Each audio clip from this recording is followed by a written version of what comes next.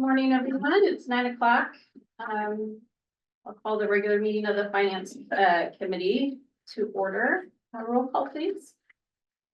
Chair Shirley, Here. Vice Chair Pete, Here. Director McKee. Here. We have a forum. Open it up for public communications. Anyone in the public who wishes to make a comment on something, items not on the agenda? I show no hands. Public comments closed. Move on to discussion for approve the Finance Committee meeting minutes of September 4th, 2024. So moved. Okay. Sorry. All right, all those in favor? Aye. All right, opposed, none. Passes unanimously. All right, 4B, discuss the LoSci pilot program progress. All right, thank you, Chair. At this time, we're gonna hand it over to David Ramirez, our principal engineer. Talk about the LoSci system. It's the gas collection system that we've been piloting. I think the results are have been favorable in what we were monitoring and expected from the system. But David's gonna give us an update and then possibly some new avenues to pursue around the LoSci system and perhaps implementing a 100% full system that will have capacities to have self-adjustment monitoring system that could result in a higher collection of gas quantities, which is good for us and the environment. So at this point, we'll hand it over to David Ramirez. Thank you. And if you just bear with me while I do the Zoom shuffle here. We do have a guest item. Is that person? Let me see if he's available.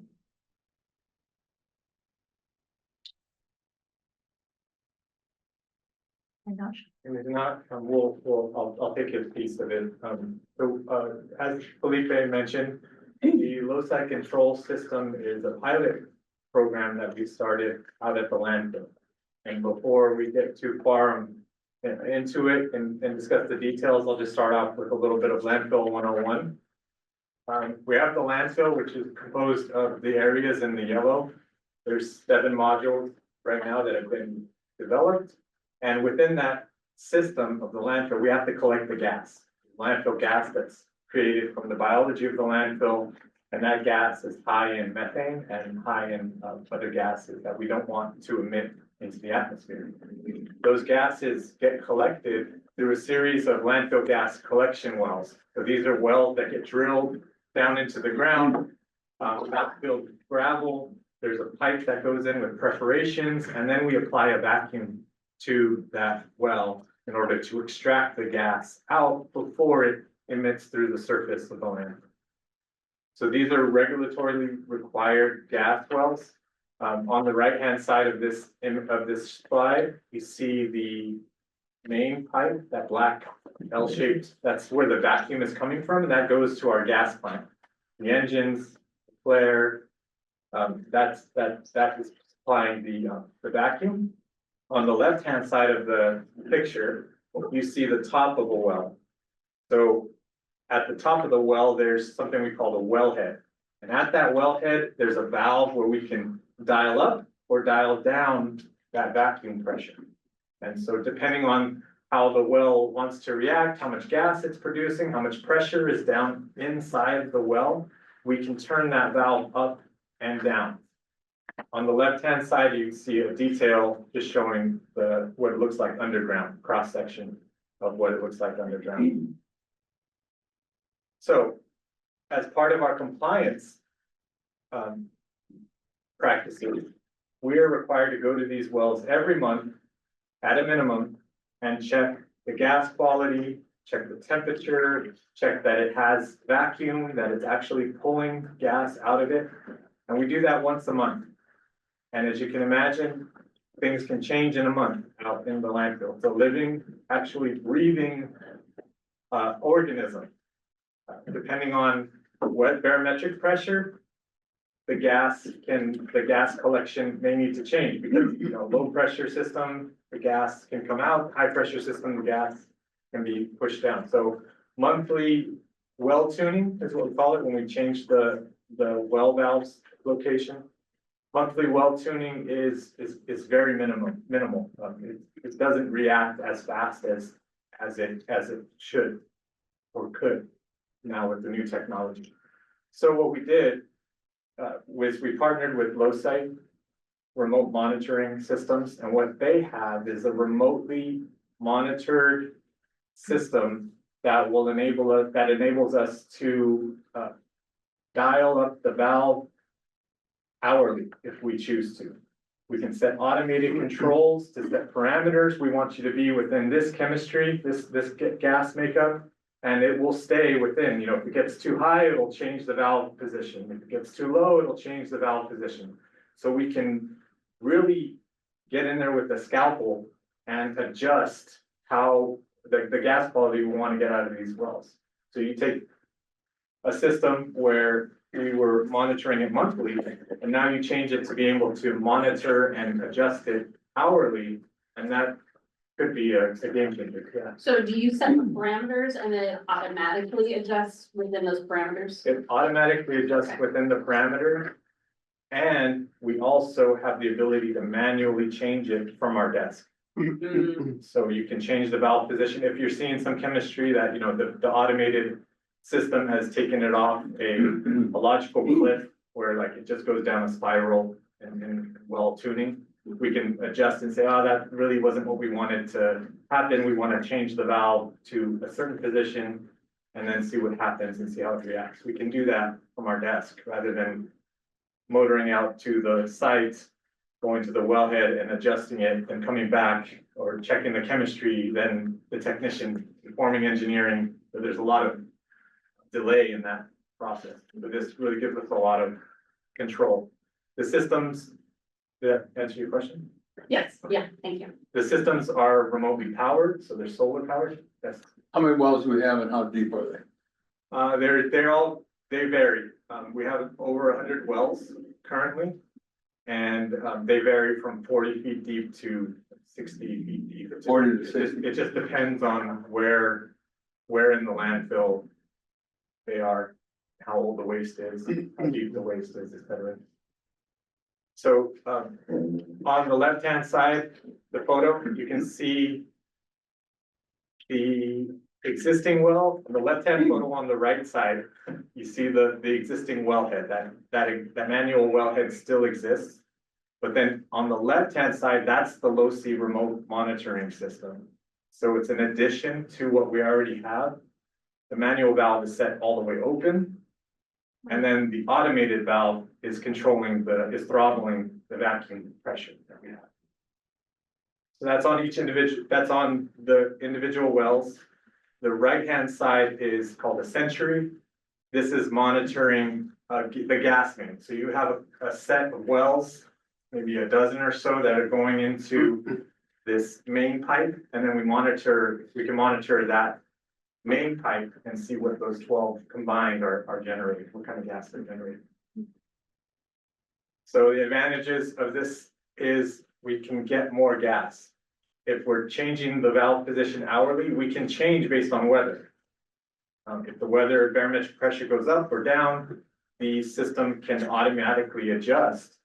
If it automatically adjusts and we stay within those parameters, we get more gas. We get more gas, it means we're not emitting that gas. We have more quality data, and quality being the gas composition, the methane content, the balanced gas, the oxygen. We have those trend lines on an hourly basis. We have more remote tuning ability, which I mentioned from our desks, we can adjust if we need to.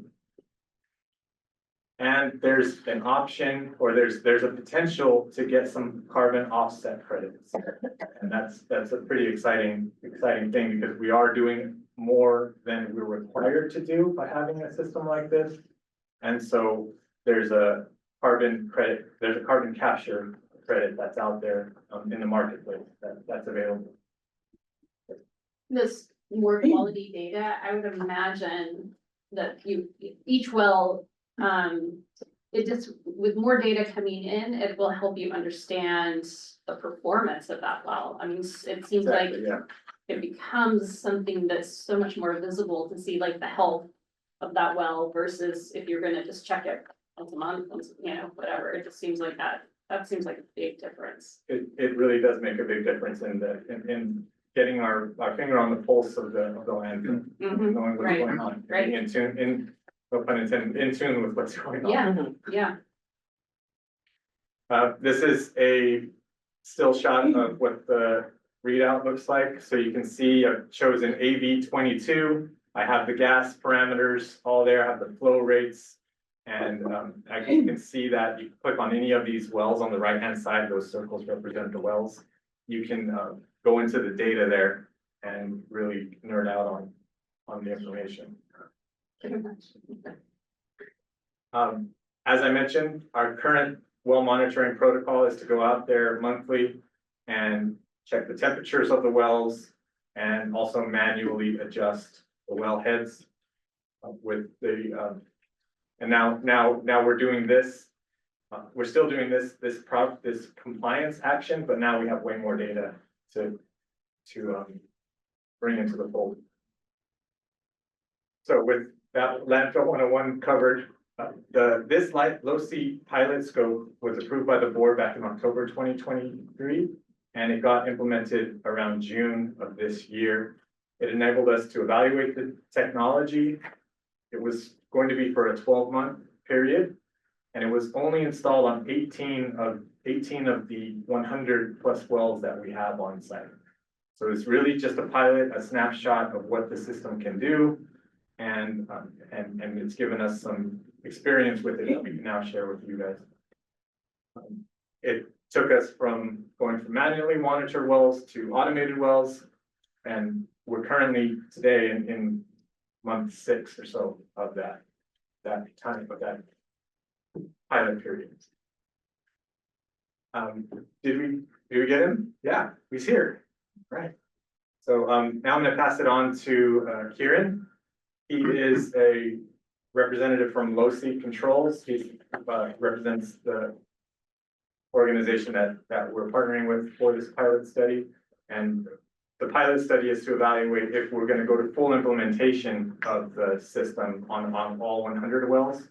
But what I asked him to do today is to give us a data dive, what we've learned in the past 6 months, and some of the recommendations we got, and also what the value of getting this gas is.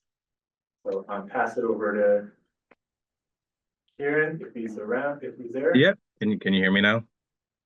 Yeah, we got you, Kieran. Oh, perfect. Yeah, no, it was strange. I joined the meeting as a not as a panelist, I guess, so I had no controls and wasn't sure if I could be heard or anything, but I'm glad you can hear me now. My name is Kieran Carroll. I work with LoSci Controls. I think David gave a really good introduction into kind of what we do and what we're trying to achieve on the site. But bottom line, we are an automated gas emissions collections company. We add automation to the wellheads. We add more. It's just basically more data, more controls. Currently, right now, the practice is once a month tuning across the well field.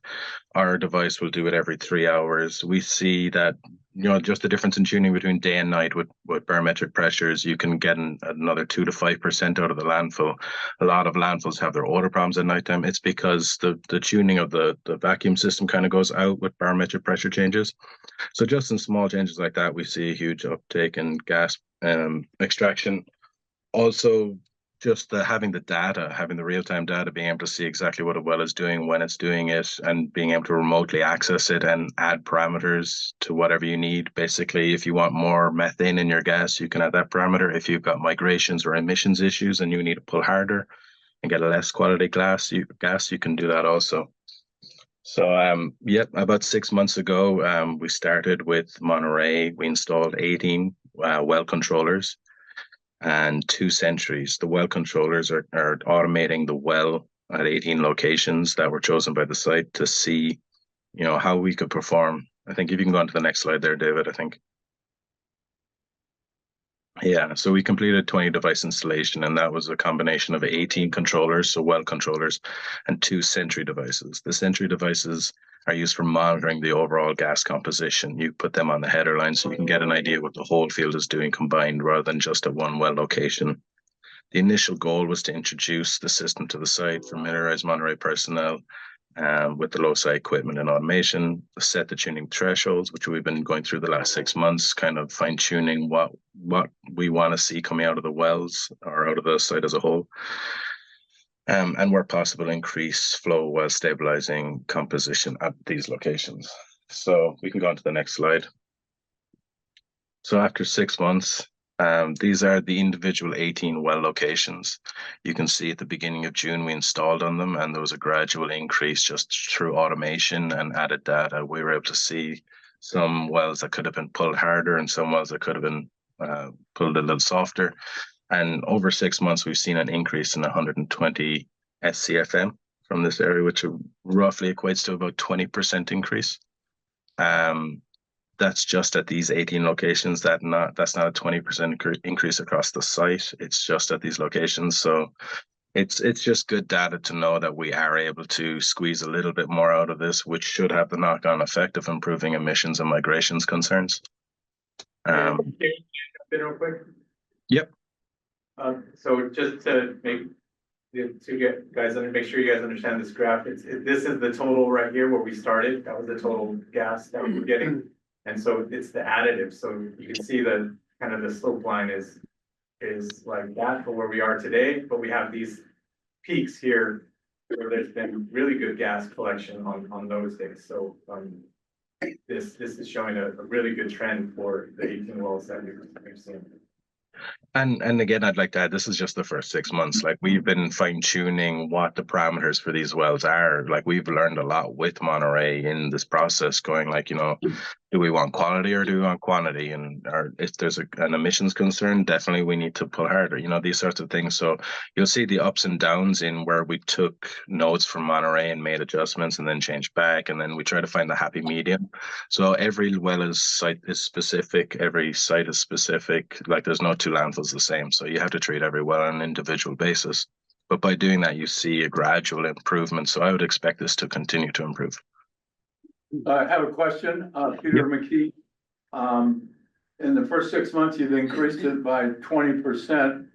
What do you anticipate on your performance on other places, whatever, in the next 6 months, 12 months? Other places on Monterey site or other landfills? Oh, just what would you anticipate performance in the next 6 to 12 months? It's hard to say. Like, on these wells individually, these are probably some of the higher performer ones. We might get another 5% out of them, 10%. It depends on Okay. Like, it really is site specific. Like, basically, like, I'll give you a good example. Like, on a few of these wells, we saw that they were kind of wide open, 100% open.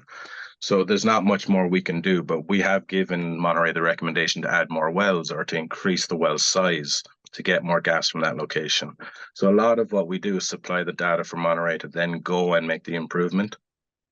So if those wells that we can see that can be pulled a little harder on, get a larger wellhead or get another well close by, we could see an even greater improvement. When we do all 100 wells, do you anticipate similar kind of performance with the other wells? Yes. Across, like, we work, LOSI currently works on, I think, 66 landfills across the US. And we average between 10 and 20%, about 15% overall quantity increase. That's also at a much more consistent quality, because a lot of our customers are RNG companies that need a higher consistency gas. So we're able to maintain a higher consistency at a higher quality, just because our automation takes over when you usually have a concern in the field. Imagine a well gets hit by a piece of machinery, and now you have O2 coming into the gas, and that's going to cause a problem for your power plant or your RNG. Our automation will automatically sense that and start to close down the vacuum to that location, rather than causing the problem for the power plant. So your power plant stays online much longer. So the consistency is also a big thing here. It's not just the better gas, it's the consistent gas. But yeah, on average, across 66 sites, we're at about 15 to 18%. Thank you.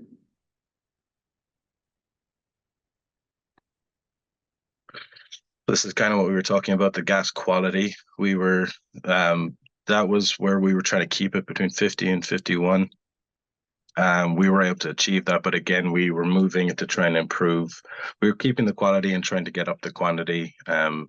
just again, I can see this improving in the following months. But it depends again on how the site responds to some of the issues where there might be wells that don't have as much methane and maybe have too much balanced gas. Maybe we need to turn those ones down. So again, the 6 months, you can see we were trying to learn where is the best line for the Monterey site, but we were able to achieve 50 to 51 threshold, which is more than enough for the power plant to run on, I believe. We can go to the next slide. Balanced gas was one of the concerns we saw out there. Balanced gas is just all the other gases. We record for nitrogen, oxygen, or sorry, we record for oxygen, methane, and the balanced gases are what's basically remaining. The balanced gases are things that usually cause issues for your power plant. So you want to keep that low, below 3% usually. We have been able to maintain that. We've seen it in certain wells where we backed off, and then in other wells where we didn't see as much, we increased. So that's kind of how you see it. You manipulate the field basically on the well specific location, but we've been able to maintain below 3%. The next slide. Here you can see where, well, on the left-hand side where it dipped and then it started climbing up. And then it hits that control line and it levels off and then goes back down. So that's the system doing its job. It's recognizing that it's starting to get close to 3%. So it's adjusting these valves to drop it back down to the underneath that line where we want it. So here we took a screenshot from the Well Watchers. The Well Watchers, the online platform where you can monitor all the data and adjust any wells remotely.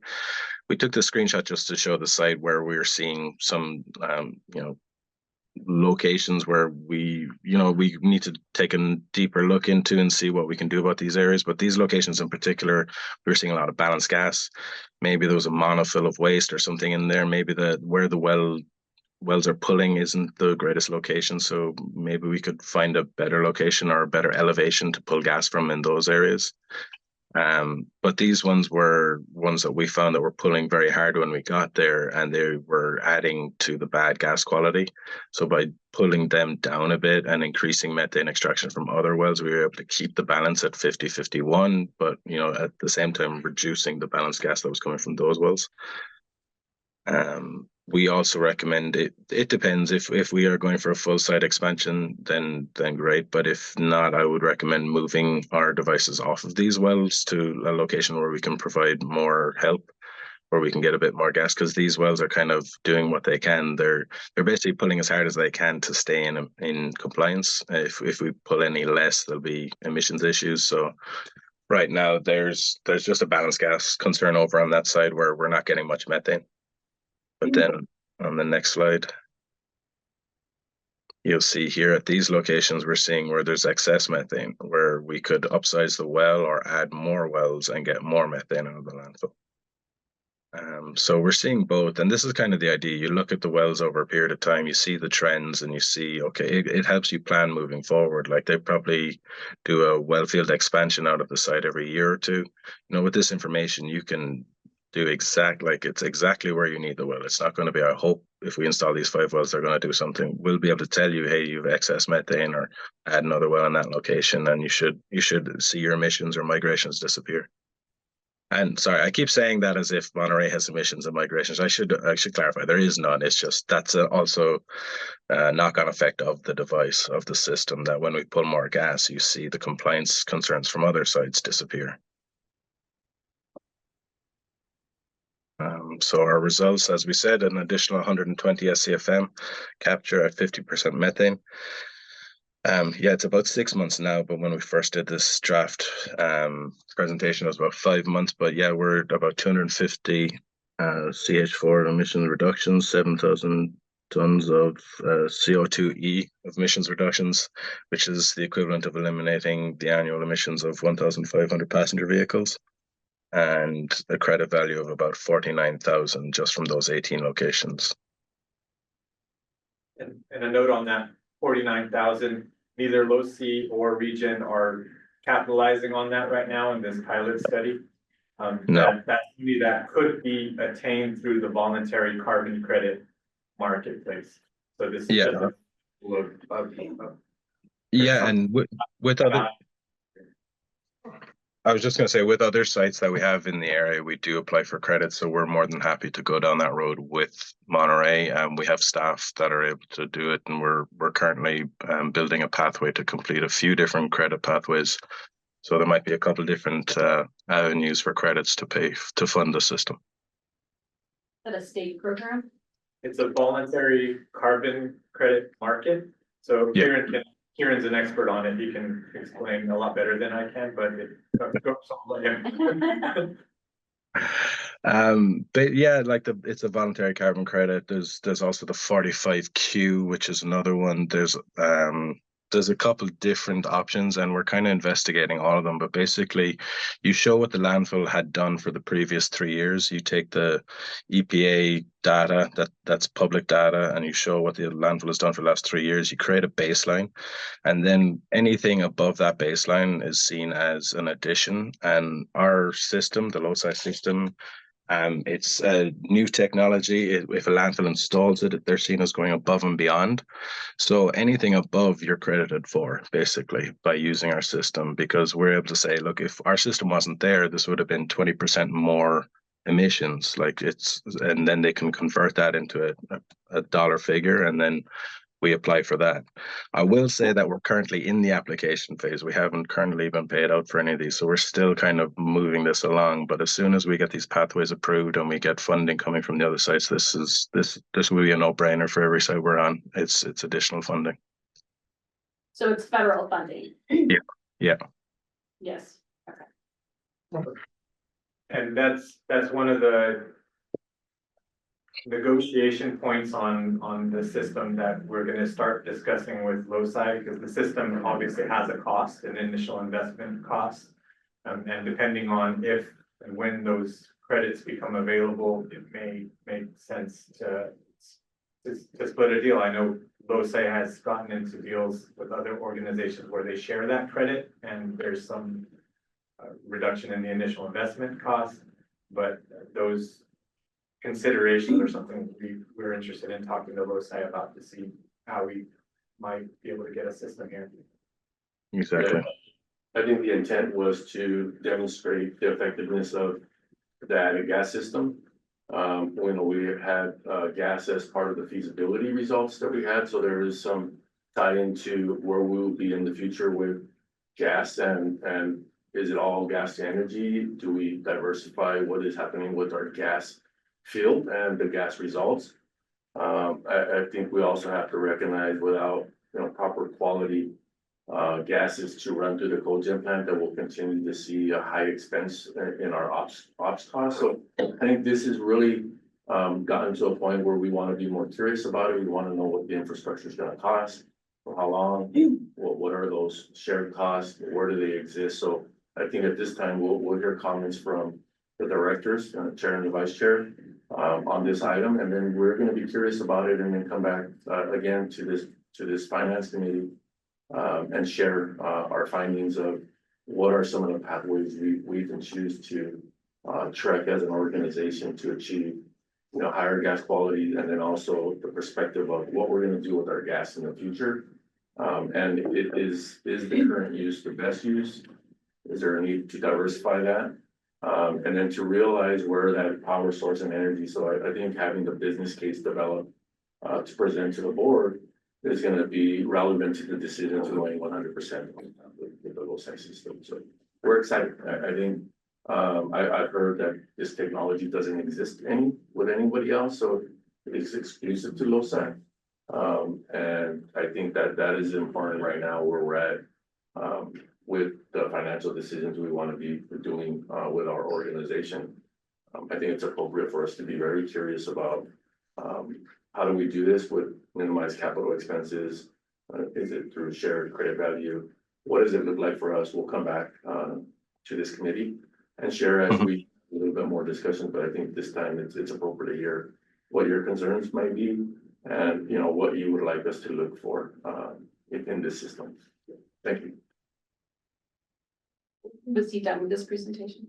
Yeah, Yeah. you were finished, right, Kieran? Yeah, no, I can finish up real quick. Just depending on whatever system you end up going with, power plant, LNG, RNG, LOSI can help in all of those ways. We can apply for different pathways in all of those ways. So we'd happy to be, working with the site to whatever end game you plan. Like we're happy to work with you guys. The one thing I would say is with the RNG and the LNG, you have a higher spec gas. So then a system like ours is even more necessary. I would say 50% of our clients, if not all of the original clients, were RNG providers because they needed a higher spec quality.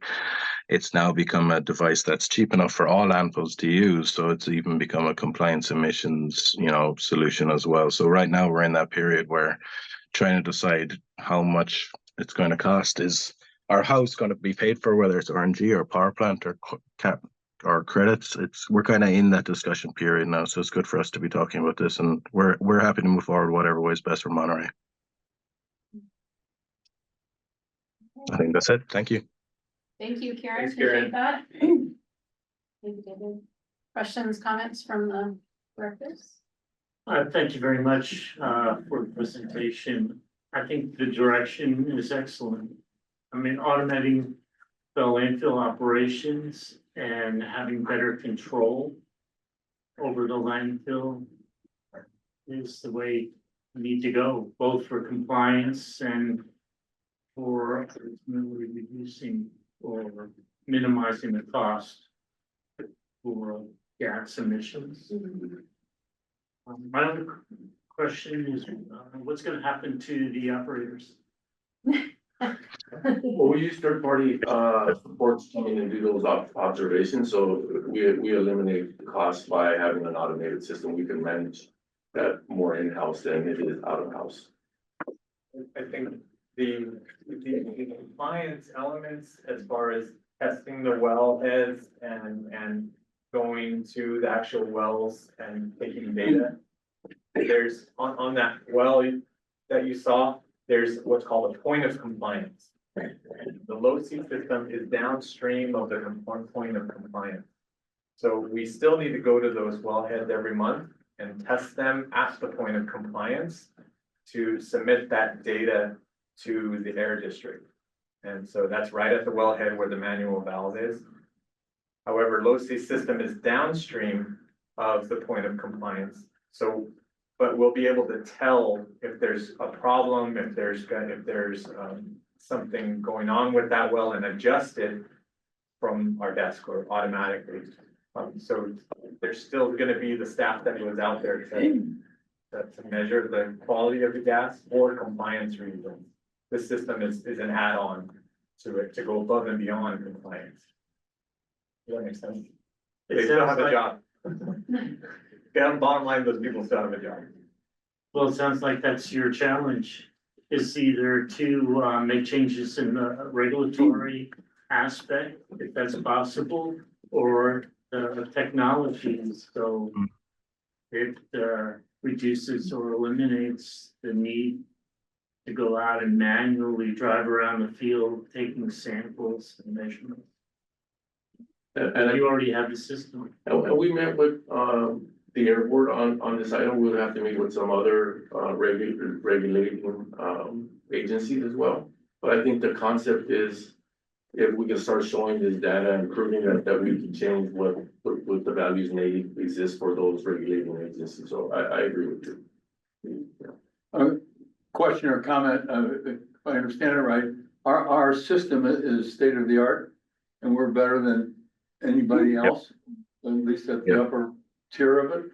And so the regulatory agencies that come and see us, are they duly impressed? Are we meeting certain levels fairly readily because of our technology and so forth?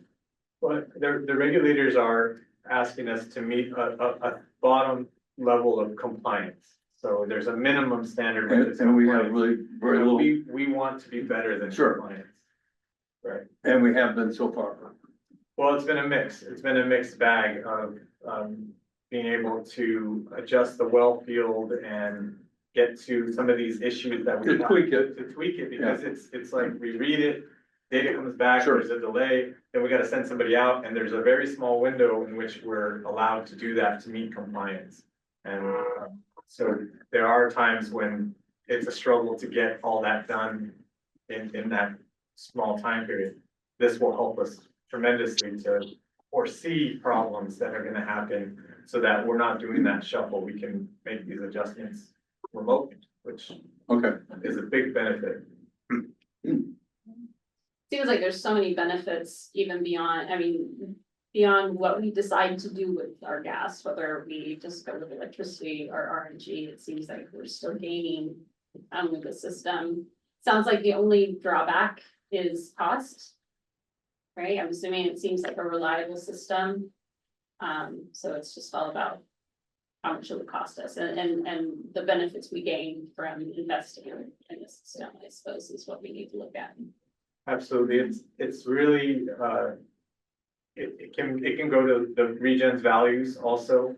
Do we want to do the right thing of reducing the emissions from the landfill and capturing that gas Right. that goes above and beyond compliance? Mhm. And it's also financial decision, like Mhm. exactly as you said. And so those two marrying up with each other is something that may be potentially attainable with the system like Yeah. this. That's great.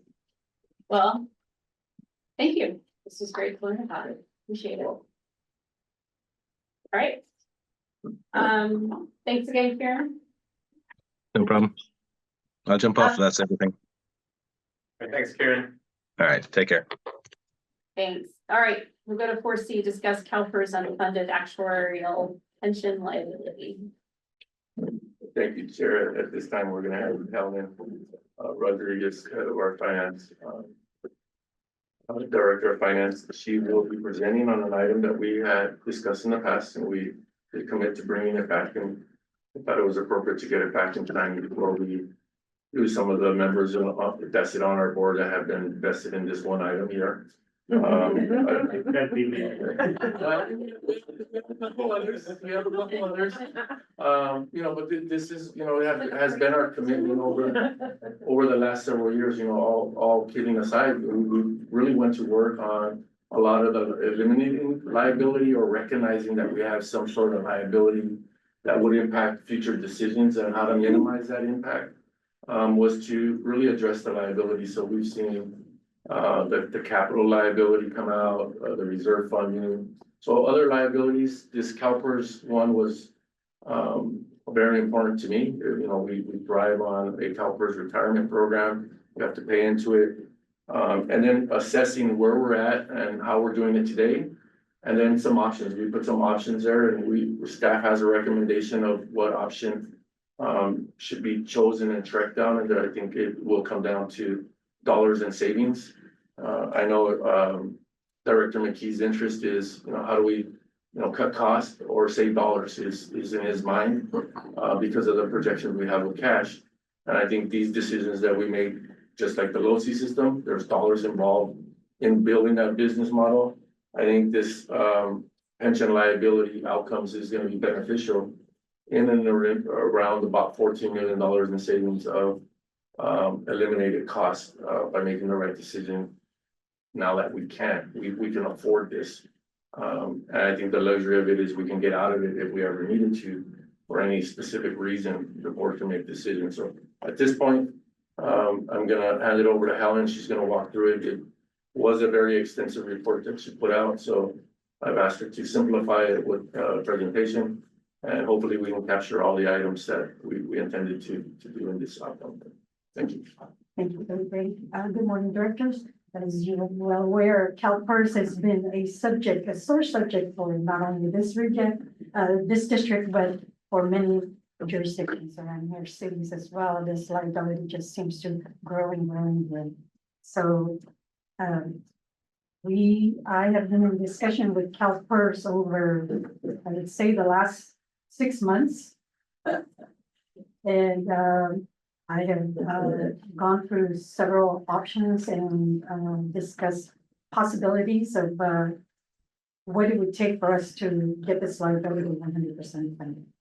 So what I would do, our last valuation, which was issued actually in September of this year, shows, and keep in mind that these valuations are 2 years in arrears. So our actual liability, which is showing on this report, is around $19.7 million. Which is about 67.8%, and is based on a 6.8 discount rate.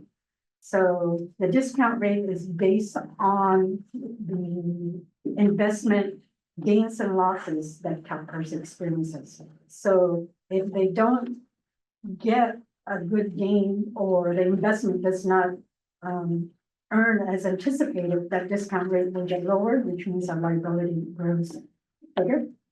And if it grows, if they gain more, then it may be reduced, although I have to say, you know, if CalPERS gains more, history has shown that they have not decreased the liability that most districts and jurisdictions have. So this year, CalPERS posted a 9.3% investment gain. They changed their, When you say this year, is this through 23 or 24? this is the gains for 2024. This year, this current fiscal year, they gained 9.3. So while the liability is 2 years in arrears, Yeah. their gains are always current year. Since June 30th, 23, the stock market's up 35%. That's correct. Oh. Yeah, but it also depends on where CalPERS is invested in. They have to follow the state guidelines. So. This is the whole market. That's correct. So it's mostly a moderate investment portfolio. So in here, there's two liabilities that are showing on the CalPERS report, the valuation report that you have. One is our current liability, the $19.7 million.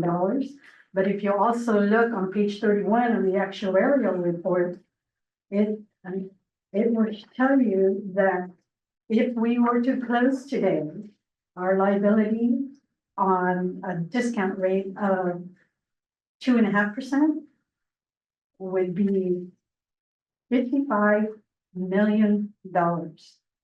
Not only the 19 million, but 55 million, because we are not 100% funded.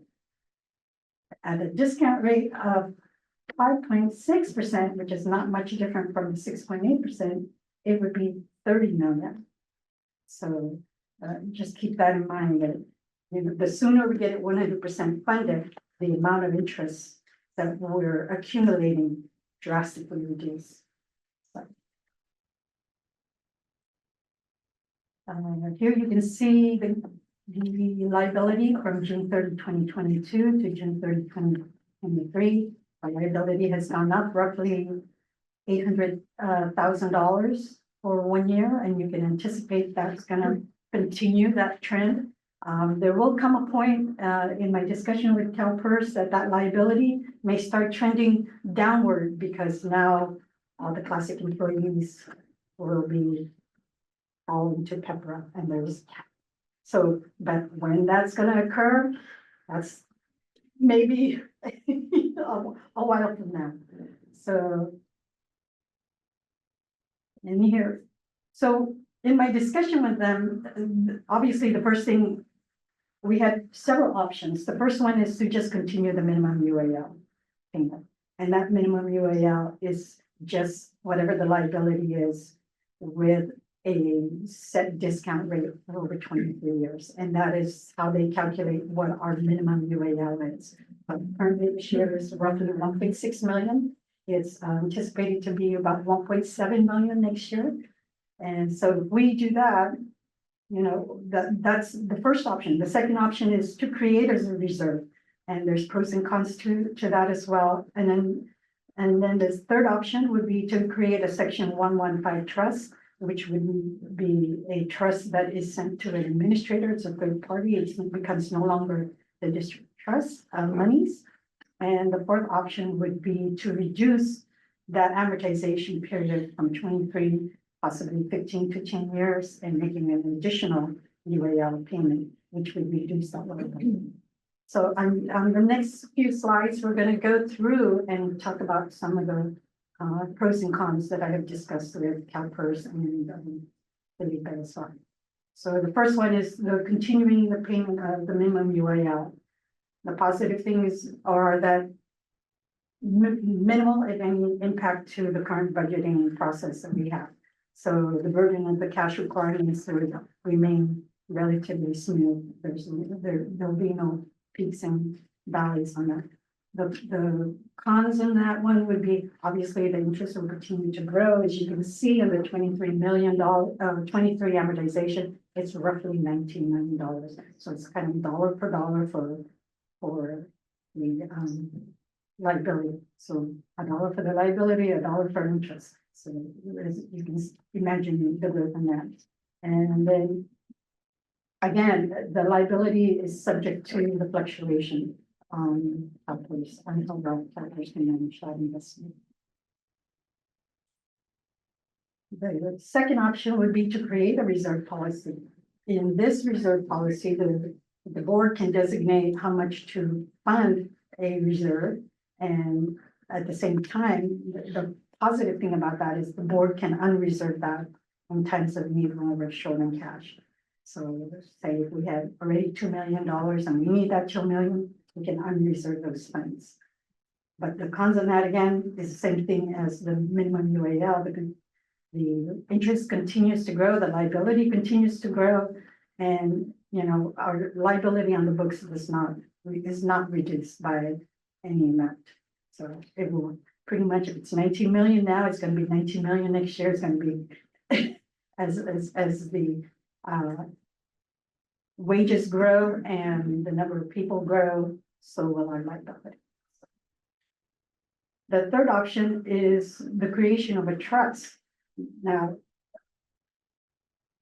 the positive side on this, as compared to options 1 and 2, is that these monies are set aside and sent to a third party.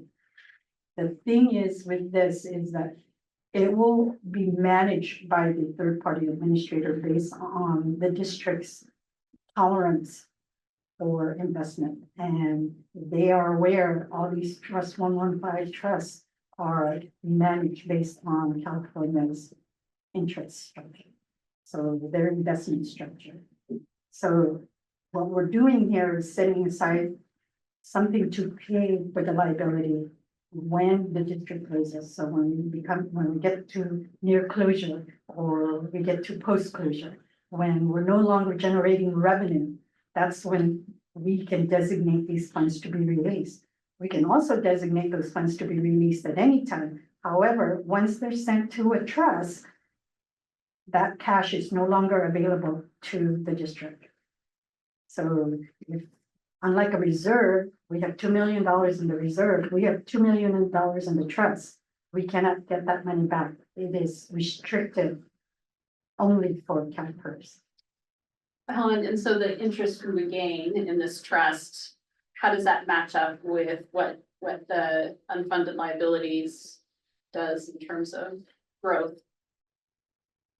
I would say, from past experience with the Port Reuse Authority, the growth on the investment earnings does not equal the growth of the interest earned on the added onto the liability year over year in CalPERS.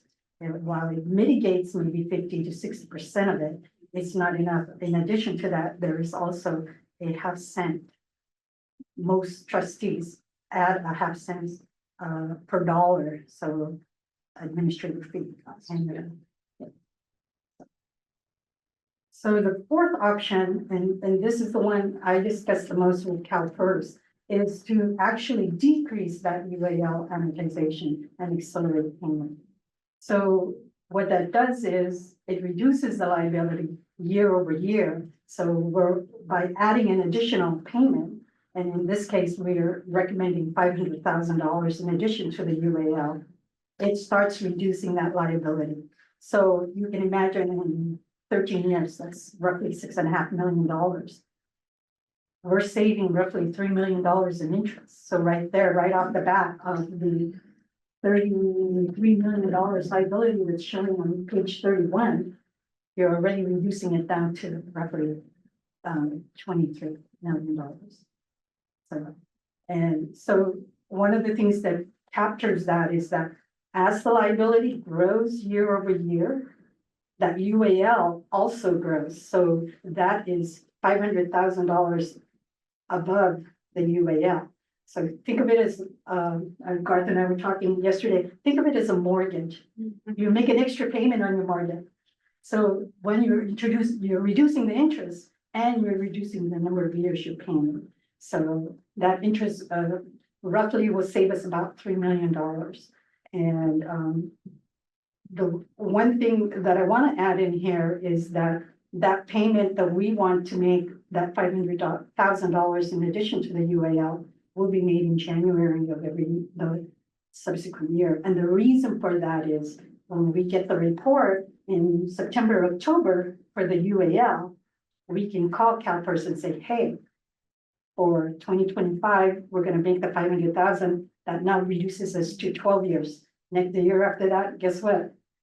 Okay, we want to make sure we're paying it 11 years, 10 years, 9 years. So by the time 2036 rolls around and we start looking at some of these new contracts and where we're at some of the expiration of some of our bigger contracts, we are fully funded. And as you can see on the termination liability, that $33 million will most likely be like gone. And all we have to worry about is if that discount rate is drastically reduced from what we have. Questions? Sir? No, go ahead, sorry. No, okay. The UAL is gone at that time. The but- UA, the but not UAL, The district's total liability. the UAL is the district's, is the sum of all the district liability. So what they do is the district liability is divided by 23 UALs. That's kind of the way to look at it. It's they amortize it over 23 years. So that's how they figure out what is our minimum unfunded annual liability. Does that make sense? Well, that's not my understanding from CalPERS, but that's all right. Sorry. And so here is the pictures. You can see over 23 years, our liability, how much the district would have paid would be $33 million. If the liability does not go any further. As of today, 23 years from now, if our liability is at 19.4 million, we would have paid $33 million, including $14 million of interest on that. By reducing it to 15 years, you could clearly see that we were saving $3 million. The difference between the 23 and the 15 years, roughly $460,000 per annum. And we can further reduce that to the 10-year amortization, which was roughly another additional $1 million per annum. But you can see the difference in interest. In 5 years, from 3 million to 7 million. That's quite a savings.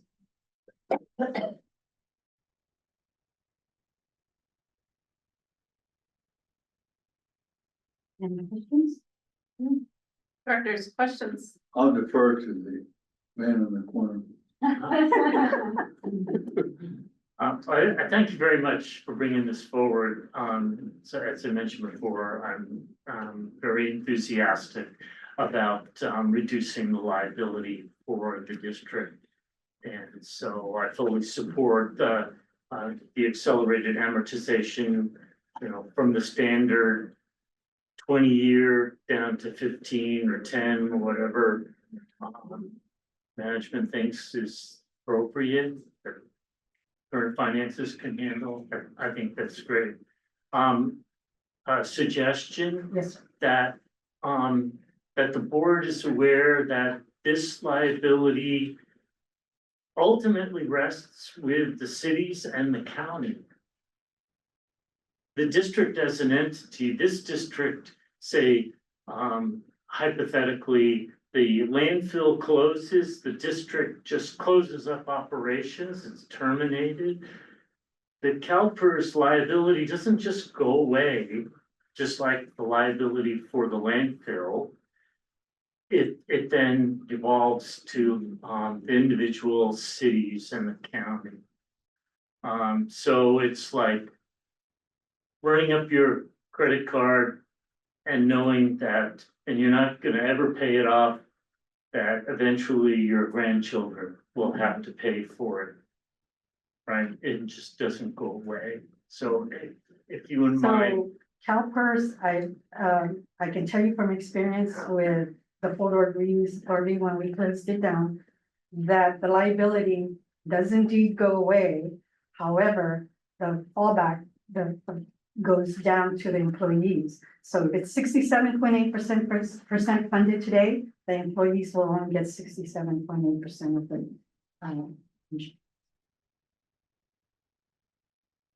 The employees union agreed to that?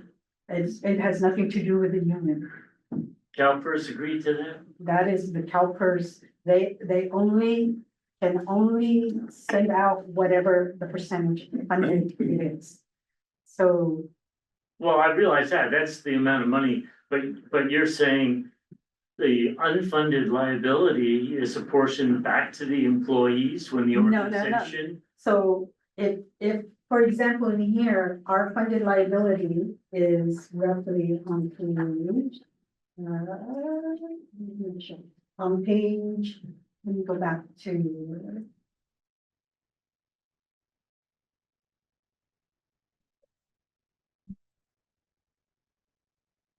So in here, our market value is $41 million. That is the only amount that CalPERS is able to pay out to the employees, which is roughly 67.8%. They will not get 100% of their pension. They will only get 67.8% of their pension If we were to close today. if we were to close today. And that's what happened to Fora. It did not happen to Fora, and the reason it did not happen to Fora was because I had set up a trust in anticipation up to the highest level of the termination liability. So we, and the successor administrator of that was the city of Marina. So there was I set up a year and a half before Fora closed, I set up a section 115 trust. We were 100% funded. I'm sorry, we weren't 100% funded, we were 80-something% funded. So I set up a trust, I spoke to CalPERS, hey, we're getting ready to close in a year and a half, what is that termination liability? So we can set aside trust monies for that, and so that's what we did. So the employees were kept whole. That's correct. But if the district no longer has any funds, where are we gonna get that money? I think Yeah. what Mayor Peak is saying is, would that remaining liability fall on the cities or would it fall on ReGen and its employees? So it's something that we'll look into and try to get a clearer response Yeah. to. And I'm pretty sure it will be, the liability will be, if we're 67.8% funded, that's all the employees. will get. But what you just said was when Fora closed, it had the money and all the employees were kept whole. Yes, And it's maybe in the formation and how Fora is, it's set up different than ReGen as a special district, so there may be other considerations related to that and how it cascades to other liabilities, and I think, like they said, we'll look into it. Yeah. Wait, hold on. If I could finish. I'm sorry. So the other thing is, it gives the impression that we'd be paying off the UAL in this given amount of time, whether it's 20-10 years. But since the UAL, as we know, it fluctuates, and over a long period of time, it just keeps going up. It's just headed to the sky. So the UAL will not, most likely, under current scenarios, the UAL will not be paid off in 2010 or 15 or 10 years. But every year there'll be a change in the UAL.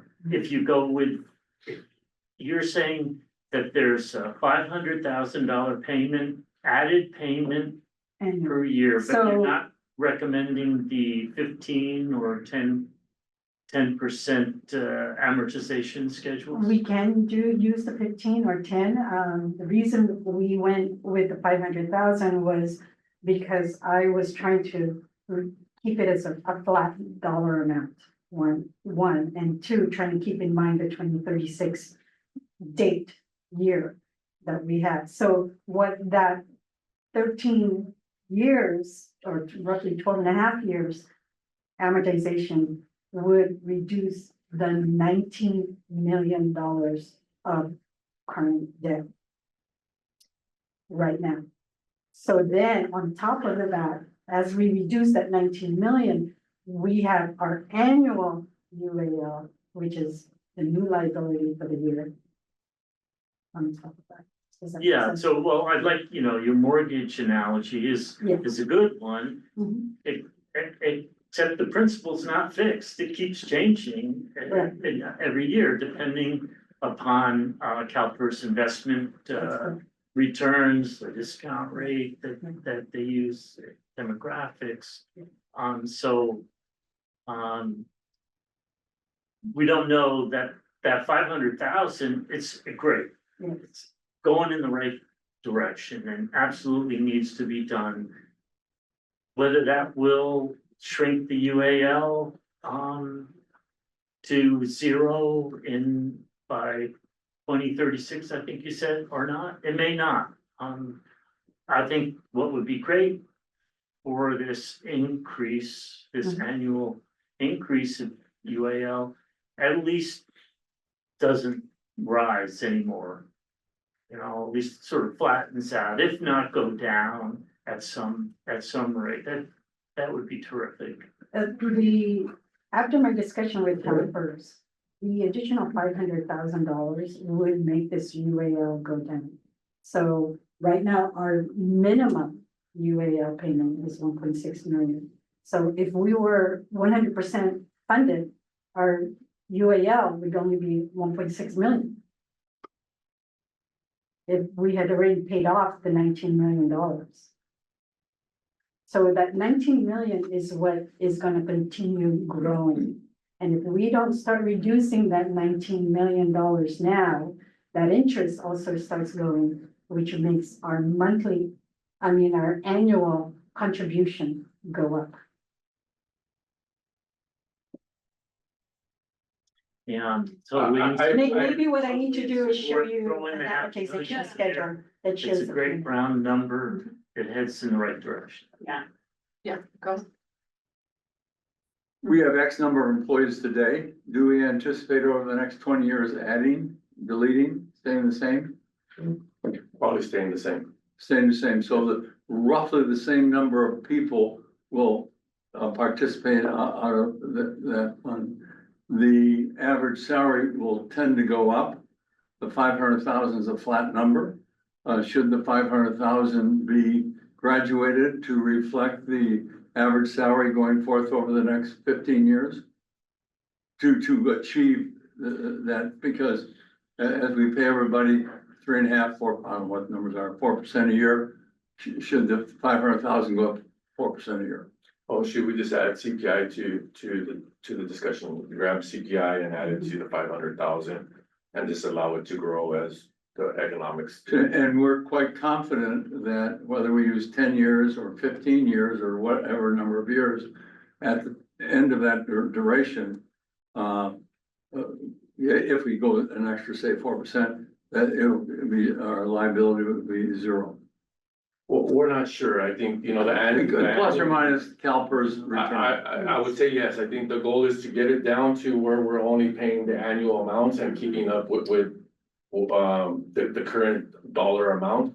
We can always reassess at another point saying, hey, Tweak it. here's 7 years into it, if we really wanna look at this one more time, evaluate it and say, it's not 540,000 no more, it's more like 650. Come back to the board and make those decisions. This is just the approach to take so that we can off ramp and really get to a point where we can start managing that big number in liability so that we're not paying. So the 67.8% will grow 2-3% every year, and eventually it'll get to 100. That's the The goal, goal. Yes, yes, yes. that is the goal. Now, I happen to work for an organization where, we have no unfunded liability. And so we work that diligently over time, and we've been putting money in. And if we put money in here, and catch up, it will happen. And It could happen. I think to Helen's point, the 2036 deadline is the number we would really wanted to try to approach. Just paying what we owe, and move forward rather than having liability to assess and then also looking at revenue reduction that could happen with our revenue stream in 2036. So this is one where it is intentionally designed around the 2036 deadline. So just also keep in mind, we don't have to do this annually. If in times of need where we are in need of cash, we don't have to make an additional payment. And second thing is that when we make an additional payment, we have to notify CalPERS because then they have to adjust all these amortization schedules for us. So that's why we're recommending making the additional payment in January so that they have time after they've done the actual study in September, October that they release, that they can help us figure out, hey, okay, the first year was made so that we're amortizing, say, 10 years. The next year, we want to be amortized over 9 years, 8 years, and so forth until we get to that 100% funded. So would we budget for 500,000 on the assumption that that's what that payment's gonna be in That's the- January versus Yeah. budgeting for 600,000 in case we wanna make a larger payment? I think the ask is to make the $500,000 payment this January 2025 Oh, and okay. get on track now. Okay, We don't wanna wait a whole another year to make that payment. We can afford it now. yeah, no, it's a good idea. Budget. But it's not in, it's not a not in the budget, it's budget. not a And we budget. get number. financial impact of 500,000 for this fiscal year. A little different subject, when you put $500,000 or more cost in the system, what 500,000 are you pulling out? So where's it come from? No, well, yeah, what are we reducing by 500,000? It'll probably be capital expense. We probably know, we need specific, which items, We'll go back and. which items? And do we reduce painting, do we reduce, fixing up this and that and whatever? Or capital expenditures of a different sort?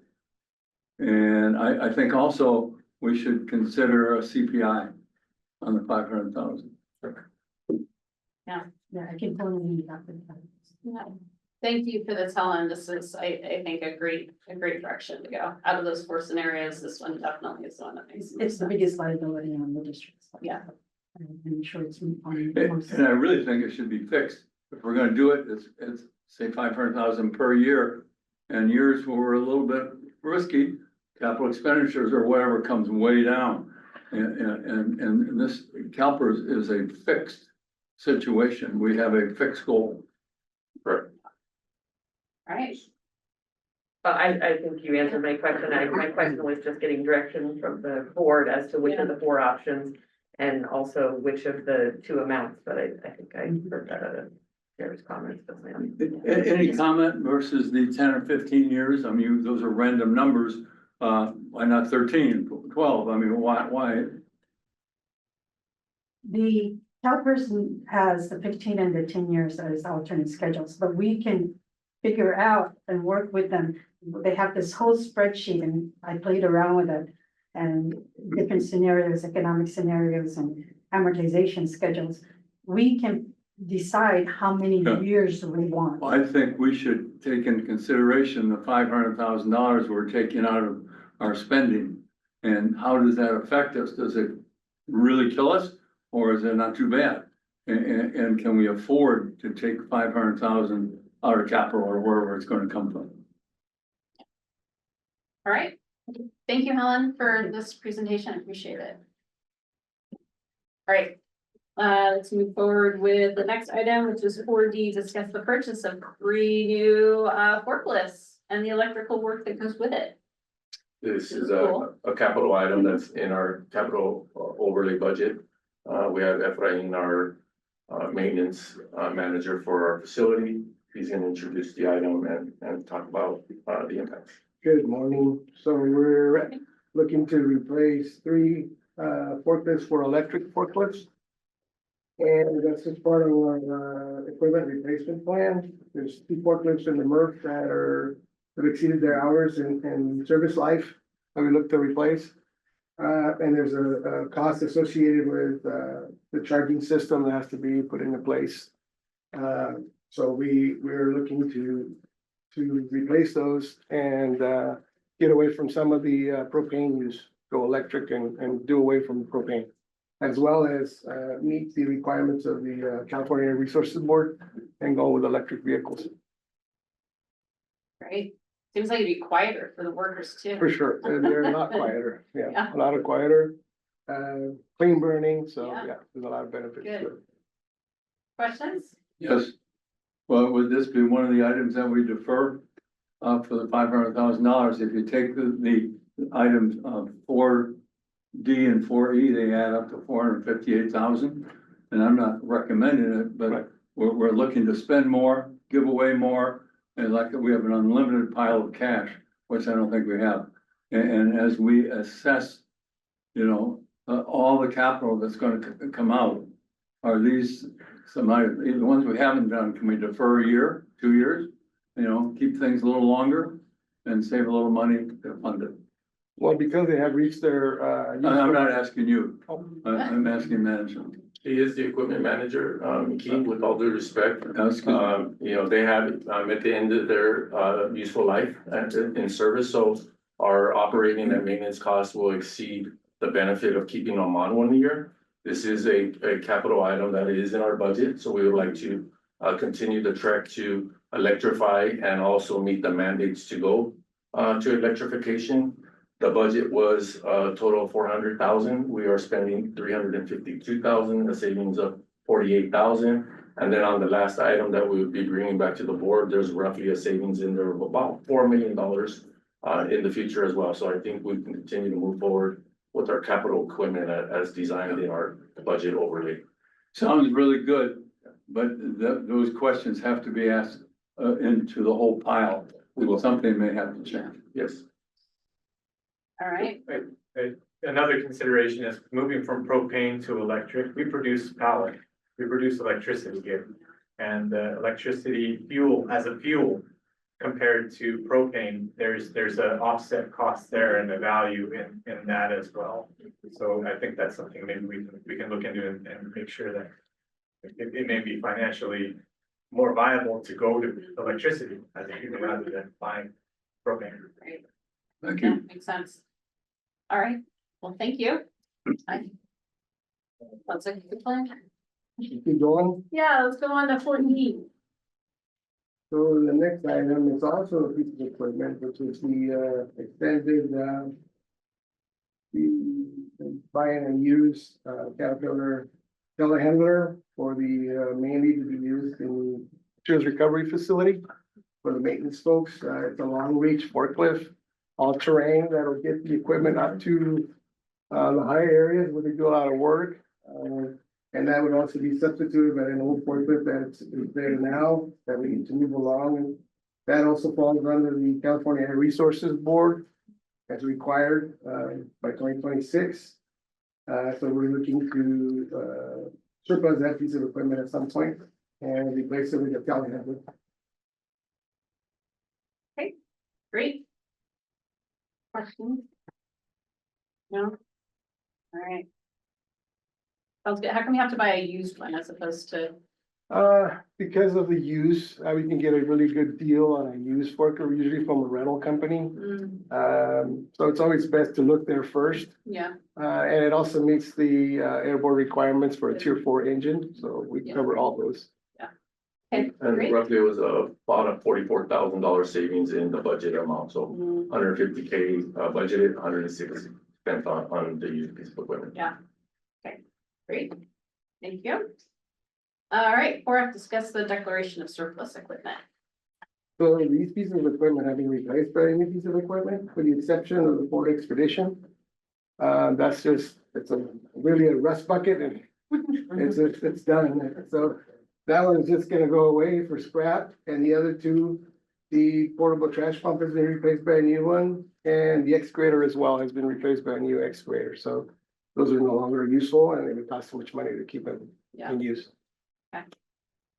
questions? I think that all makes sense. All right, thank you. General Manager Communications. I have no comments, today, thank you. All right, super.